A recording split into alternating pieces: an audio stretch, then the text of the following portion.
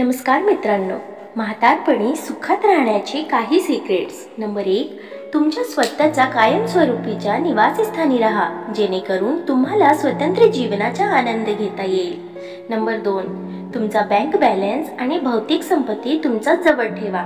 Number 3, कोणावरही आंधळ प्रेम करून आपली संपत्ती कोणाच्याही नावावर करण्याची घाई करू नका। नंबर 4, तुमच्या मुलांच्या वचनावर अवलंबून राहू नका की वृद्ध काळात तुमची ते सेवा करतील, कारण काळ बदलल्याने त्यांचा प्राधान्यक्रम बदलतो आणि कधी-कधी इच्छा असतानाही ते काहीही करू शकत नाही। तुम्ही तुमच्या मुलांना समजून घ्या। नंबर 5, तुमच्या फ्रेंड्स ग्रुपमध्ये अशा लोकांना समाविष्ट करा ज्यांना तुमचे जीवन आनंदी पाहायचे आहे, म्हणजे तुमच्या शुभचिंतकांचा जवळ राहा।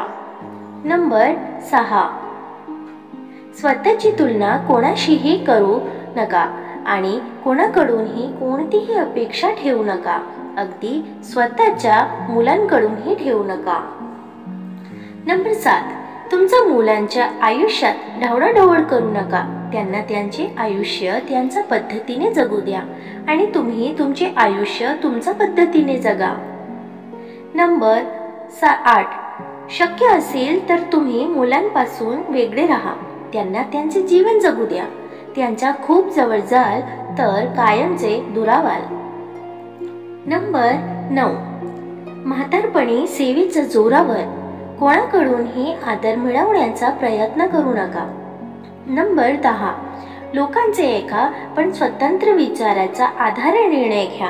नंबर 11, प्रार्थना करा पण देवाकडे सुद्धा काही मागू नका, देवाकडे काही मागितले तर फक्त क्षमा आणि धैर्य मागा। नंबर 12, स्वतःच्या तब्येतीची काळजी घ्या, तुमच्या दुःखांकडे फारसे लक्ष देऊ नका। वयाबरोबर लहान मोठे शारीरिक त्रास होतच असतात, हे स्वीकारायला शिका।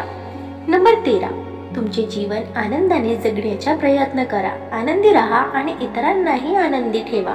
नंबर 14, दरवर्षी एक किंवा अधिक लहान सहलीला जा, त्यामुळे तुमच्या जीवनाकडे पाहण्याचा दृष्टिकोन बदलेल आणि तुमच्या मनात जगण्याची इच्छा वाढेल। नंबर 15, कोणत्याही प्रकारचा संघर्ष आणि तणाव याशिवाय जीवन जगा। नंबर 16, आयुष्यात कायमस्वरूपी काहीही राहत नाही, अगदी काळजी सुद्धा नाही, यावर विश्वास ठेवा।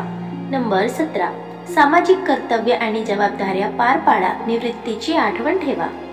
नंबर 18, जोपर्यंत तुम्ही स्वतःसाठी जगू शकत नाही तोपर्यंत तुम्ही जिवंत नाहीये, हे लक्षात घ्या, त्यामुळे आयुष्य स्वतःसाठी जगायला शिका। व्हिडिओ आवडल्यास लाईक शेअर करायला विसरू नका आणि चॅनलला सबस्क्राईब